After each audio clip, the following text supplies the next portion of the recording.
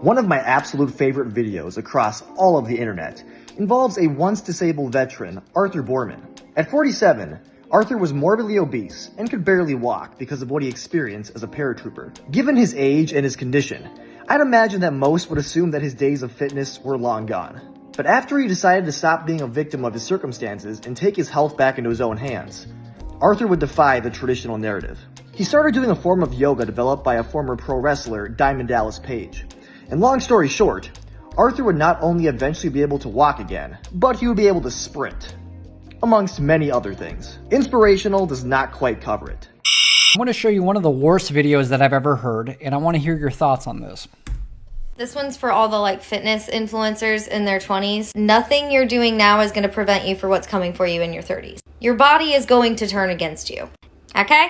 This is me my 31st year of life, alright? I was ripped as shit. Could do a lot of pull-ups. Once I hit 32, everything changed suddenly. She's 31 years old. The day before her 32nd birthday, she's feeling amazing. The next day she wakes up and her body imploded. Yeah, that makes sense. Please continue. I was in physical therapy twice a week, one for my patellofemoral pain, joints, other for 3 rotator cuff injuries, joints, and now I've developed some mysterious lower back pain. Joints. So she's a weightlifter who just does weightlifting and builds muscle tissue, but she doesn't do any mobility training, and now she has joint limitations. Very strange. I take all the supplements. I hit all my macros for protein. I do all the warm-up. I do all the cool down. And before anyone says, oh, she does mobility training, she does warm-ups and cool downs, that's not mobility training. Mobility training is an actual mobility workout, not just a warm-up to your other workouts. And still, I am just hurting all the time. And I'm just telling you this because you should really just enjoy being a hot, not hurting person for as long as possible. Because once you hit your 30s, you're just gonna be 30 and hurting all the time. This is a terrible message, and this is a classic case of why you should do mobility training.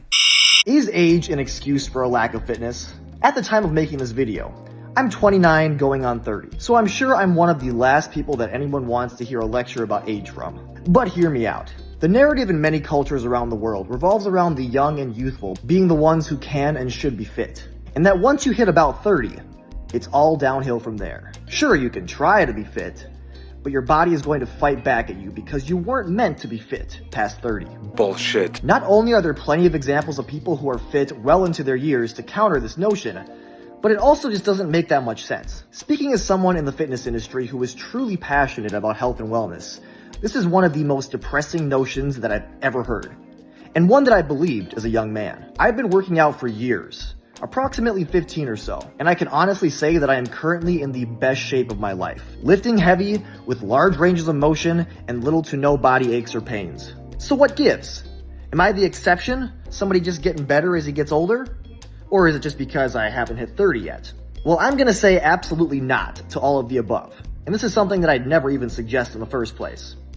As a matter of fact, I think the aforementioned societal and cultural narrative about the body's inevitable decline past 30 is the real issue here. This narrative creates mass groupthink, enabling people in droves to blame shift and give up on their body. As we get older, things do change. Responsibilities change and priorities change. We don't have recess on the playground anymore, nor gym class. We may lose high school sports and start partying in college. We may get married, have kids, work a demanding job that requires us to sit in an office for hours on end. These are realities that may change our circumstances and priorities. But the less we move, the more the body becomes susceptible to losing the movement habits. Thus, the body gets weaker and or tighter, leading to many of the problems that age has become the scapegoat for. Practice makes perfect is certainly a platitude, but it happens to be very true. The body is capable of so much, and if you don't use it, you lose it. Is it true that if you don't use it, you lose it? We live in a world that is very sedentary and or just not getting in the recommended amount of activity. To go along with that, the obesity epidemic is at an all-time high. But even if you're not overweight or obese, being sedentary does the body absolutely no favors. Age is a variable, but it is not the variable. We have far more control than we think.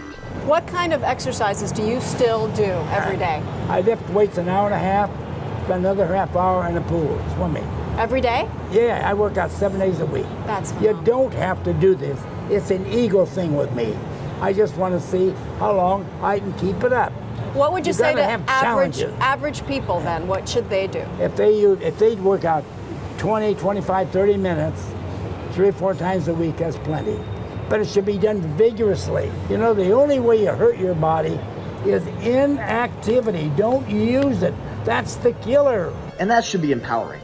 Yes, our hormones change as we age, and hormones can help dictate one's fitness level. But the degree to which these hormones change depends in part on, you may have already guessed it, your lifestyle, which includes your workouts as well as your diet and other healthful habits. The main point in bringing up Arthur at the beginning was not just that he is a man who was well past 40 when he began a new fitness journey, but that he was in the absolute worst condition when he did so.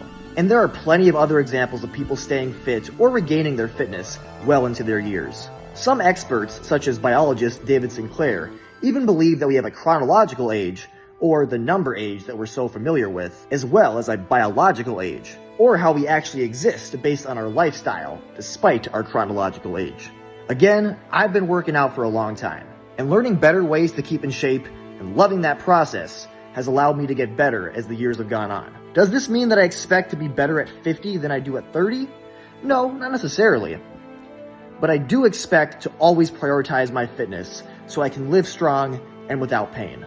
Let's flip the script and create a healthy narrative, the narrative that should have been all along. Thanks for watching. I'll see you in the next one.